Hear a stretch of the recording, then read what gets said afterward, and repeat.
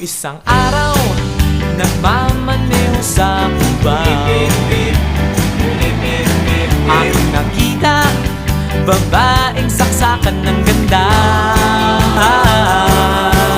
Sinundan ko ang kotseng sinasakyan niya, hindi ko nakitang may dumarating pala. Hindi ko naiwasan, kami bigla nagkabanggaan.